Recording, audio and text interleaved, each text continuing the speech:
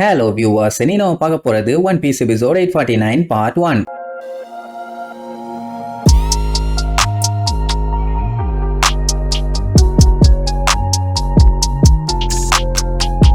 Open பண்ணா போன பாட்டுல நம்ம லூஃபி அந்த கிறுக்கு பையன் பெரஸ்பரோட அட்டாக்க ரிட்டர்ன் அட்டாக் பண்ணி திருக்க விட்டான்ல. அவன் பண்ண அட்டாக்க பார்த்துட்டு எல்லாருமே மிரண்டுட்டாங்க. அப்படி ஒரு அட்டாக். அப்படி அதை உடைச்சு தள்ளிட்டு நேரா அவன் பெரஸ்பரோவை தான் அட்டாக் பண்ண வரான். உடனே அந்த கேட்டகரி லூஃபியோட அட்டாக்க தடுக்க இவன் ஹாக்கி பவர் யூஸ் பண்ணி ஓங்கி ஒரு பஞ்ச் வைப்பான். ரெண்டு பேருமே மரணத்தனமா அடிச்சுட்டு இருப்பானுங்க. என்ன இருந்தாலும் கேட்டகரி வந்து எம்பரரோட பையன், அது மட்டும் இல்லாம கொஞ்சம் சீனியர்ல, அதனால லூஃபியெல்லாம் அசால்ட்டா தடுப்பான்னு வைங்க. அது மட்டும் இல்லாம லூஃபியால அவனோட அட்டாக்க ரெசிஸ்ட் பண்ண முடியல. அப்படியே பேக் அடிச்சு வந்து நிப்பான். ஏன்னா அவனை அடிச்சு போட்டு நம்மளால முன்னேறி போக முடியல. இப்ப அவனோட எபிலிட்டி பாத்தீங்கன்னா லூஃபி எப்படி கைய நல்லா ஜவ்வு மாதிரி சல்லுன்னு இழுத்து அடிக்கிறானோ அதே மாதிரி தான் அவனும் இழுத்து அடிக்கிறான். ஆளு வேற நல்லா பல்கா ஸ்ட்ராங்கா இருக்கான். சோ லூஃபி என்ன பண்ணலான்ட்டு பயங்கரமா யோசிச்சுட்டு இருக்கும் போது பின்னாடி இருந்து பிக்மாம் வந்து நினைக்க அந்த இடமே சில்லு சில்லா உடைய ஆரம்பிச்சிடும். இதுல வேற எனக்கு கேக்கு வேணும்னு சொல்லி கத்திய வச்சு அட்டாக் பண்றதுக்காக கொலவெறியோட வரான். இப்ப ரெண்டு பக்கமுமே நல்லா தொக்கா மாட்டிட்டாங்க. இப்போதைக்கு இவங்களால முடிஞ்சாலும் முடியாட்டியும் இதைத்தான் பண்ணி ஆகணும். அதாவது கேட்டகரியை அட்டாக் பண்ணிட்டு ஷிப் எடுத்துட்டு எப்படியாச்சும் இங்க இருந்து எஸ்கேப் ஆகணும். ஏன்னா பிக்மாம தொட கூட முடியாது. அதனால கப்பலை நோக்கியே போவோன்னு எல்லாம் அடிச்சு புடிச்சு ஓடுவாங்க. மலைகளுக்கு தெரிஞ்சு போச்சு அவனுக்கு மிரர் டிமென்ஷன் மூலியமா தான் அங்க வந்திருக்கானுங்கன்னு. இருந்தாலும் பரவாயில்ல விடமாட்டேன்னு வெறியொண்டு போவானா. பெட்ரோக்கு நம்ம லூஃபி போறத பார்க்கும்போது கோல்டி ரோஜரை பார்த்த ஒரு ஃபீலிங். இங்க இவ வேற நாக்க தொங்க போட்டு வர்றான். அப்படியே இவளையும் பாருங்க இவனையும் பாருங்க, நாக்கு ஒரே மாதிரி தொங்க போட்டுருக்காங்க. ஆமா, நாக்க தொங்க போட்டு பேச முடியுதா? நீங்க ட்ரை பண்ணி பாருங்க.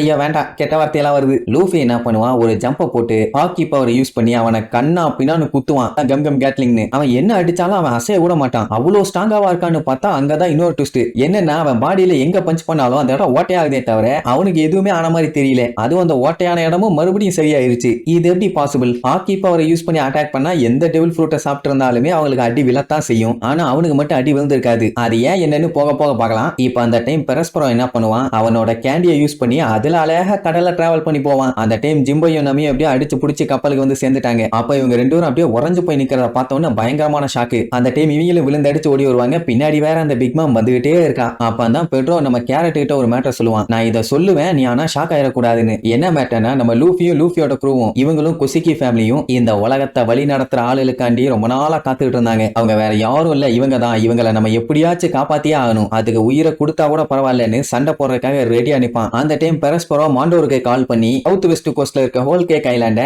பேட்டில் ஷிப்பை யூஸ் பண்ணி கம்ப்ளீட்டா சரவுண்ட் பண்ண சொல்லுவான். ஏன்னா இங்க இருந்து யாரும் தப்பிச்சு போக கூடாதாமா. அதுக்கு பேசாம கப்பலோட டயர்ல காத்த புடிங்க விட்டுற வேண்டியதானே. ஓ, கப்பலுக்கு டயர் இல்ல. சரி, கப்பலை காலி பண்ணியிருந்தா எஸ்கேப் ஆயிருக்க முடியாது. ஆனா பண்ணல, நீதி நேர்மையோட இருக்கானுங்களாமா. சோ இப்படி அவன் சொன்னதை வச்சே கண்டுபிடிச்சிட்டானுங்க நம்ம லூஃபியோட கேங் எல்லாம் அங்க உயிரோட தான் இருக்காங்கன்னு. அந்த டமகோ மண்டை என்னால நம்பவே முடியல. ஏன்னா ஒரு சைடு பிக்மா மிரட்டிட்டு போறா, கப்பல்ல கேட்டகரி லாக் பண்ணிட்டு இருக்கான். அப்படி இருந்தும் இவ்வளவு நேரம் எப்படி உயிரோட இருந்தாங்கன்னு தான் அவனுக்கு ஆச்சரியமா இருக்குது. ரைட்னு ஒவ்வொரு ஐலாண்டுக்கும் கால் பண்ணி அங்க இருக்க அவங்களோட டார்டே ஷிப்ஸ் எல்லாத்தையுமே சவுத் கோஸ்ட்டுக்கு போய் ரவுண்ட் அப் பண்ண சொல்லிடுவான். என்ன ஆனாலும் சரி யாரும் எஸ்கேப் ஆகவே கூடாதும்பா. அந்த பிடி லேடியும் ஓகே நான் பாத்துக்கிறேன்பா. பிக்மாமோட மூணாவது பொண்ணு இப்போ நங்கூரத்தை எடுத்து மோட்டர் ஆன் பண்ணி அதுக்கப்புறம் பொறுமையா கப்பலை திருப்பி எடுத்து காத்துக்கு ஏத்த மாதிரி எல்லாம் எஸ்கேப் ஆகி போக முடியாது. அதனால நம்ம என்ன ஐடியா சொல்லுவான்னா, இவங்க பூஸ்ட் யூஸ் பண்ணுவாங்கல்ல, அதை யூஸ் பண்ணி இங்க இருந்து சல்லுன்னு போயிடலாம்பா. அப்படி பண்ணாங்கன்னா 1 கிலோமீட்டருக்கு ஏர்லயே பறந்து போவாங்க. அண்ட் இவங்க போற வேகத்துக்கு கண்டிப்பா யாராலையும் ஃபாலோ பண்ணி வர முடியாது. அப்படியே கிளம்பினாலும் 1 கிலோமீட்டருக்கு அந்த பக்கம் இருப்பாங்க. எங்க போனாங்க என்னன்னு சொல்லி யோசிச்சு முடிச்சு அவங்க ஃபாலோ பண்ணி வரதுக்குள்ளேயே இவங்க எஸ்கேப் ஆயிடலாம். இப்படி பண்ணி எஸ்கேப் ஆகலைன்னா பிக்மாமோட கையில சிக்கி சினாபினமாய் சாக வேண்டியதான். இது ஜிம்பைக்கு சுத்தம் புரியல. ஆனா பிக்மாம் கிட்ட இருந்து எஸ்கேப் ஆகிறதுக்கு ஒரு வழி இருக்குங்கும் போது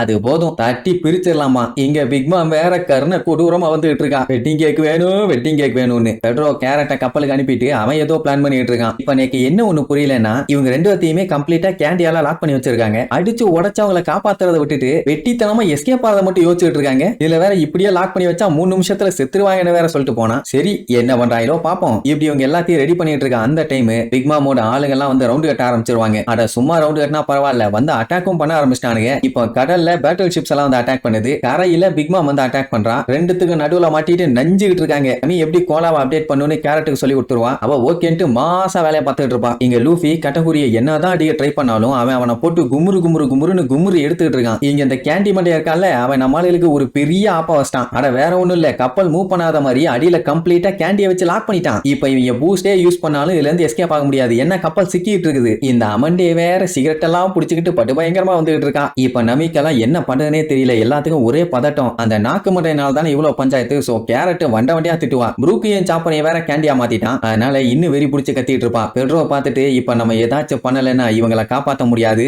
நம்ம தான் ஏதாச்சும் பண்ணி ஆகணும்னு பயங்கரமா ஏதோ பிளான் பண்ணிட்டு இருப்பான். இதே நேரம் இங்க பீரங்கிய வச்சு எய்ம் பண்ணிட்டு இருப்பாங்க. இங்க பிக் மம் கத்தி எடுத்து ஓங்கி அட்டாக் பண்ண வருவா. இப்படியே எல்லா இடத்துலயும் ஒரே படபடப்பு. கண்டிப்பா இதுல இருந்து சர்வே ஆக வாய்ப்பே இல்ல, நீங்க எல்லாம் சாக போறீங்கன்னு அந்த பெரோஸ்பரோவுக்கு சந்தோஷம் தாங்க முடியல. அந்த டைம் பெட்ரோ சரி ரைட்டு, இதுக்கப்புறம் விட்டா வேலைக்கு ஆகாது, செஞ்சிட வேண்டியதான்னு முடிவு பண்ணிட்டான். அவன் என்ன செஞ்சான், எப்படி செஞ்சான், நம்ம ஆளுங்க பிக் மாம் கிட்ட இருந்து எஸ்கேப் ஆனாங்களா இல்லையான்னு அடுத்தடுத்த எபிசோட்ல பார்க்கலாம். டாடா.